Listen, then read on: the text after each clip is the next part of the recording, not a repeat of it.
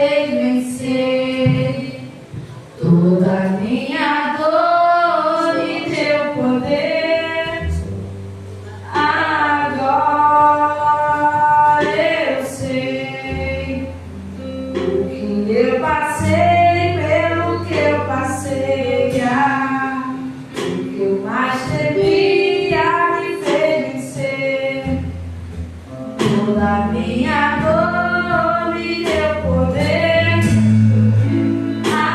Agora eu sei. Muito breve. Eu vou deixar em marca assim. Mas antes eu vou até falar do microfone. Capítulo 5, versículo 20. Amém, gente? Amém. E ele começou a anunciar em Decápolis qual grandes coisas Jesus lhe fizeram. Então todos se maravilharam. Até aqui. Irmãos, certa vez Jesus fala para os discípulos assim: passamos para o outro lugar. E Jesus entra no barco dos discípulos, e quando ele estava passando pelo outro lado, surge uma grande tempestade, de maneira que o barco quase ia a pique. E os discípulos se desesperaram e começaram a acordar Jesus dizendo: acorda que nós vamos perecer, acorda. Eles estavam dizendo: acorda porque vai todo mundo morrer. E Jesus se levanta e fala: quieta o mar, quieta o vento, e a tempestade para, e o Senhor houve uma grande bonança.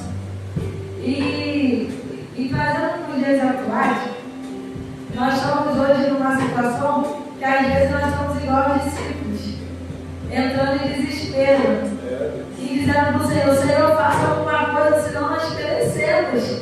Senhor, eu preciso do Senhor acha, senão eu vou morrer. E muitas das vezes nós não entendemos e não conseguimos parar e pensar, mas Jesus está no nosso barco. Porque Jesus estava ali com os discípulos. Mas eu entendo o desespero.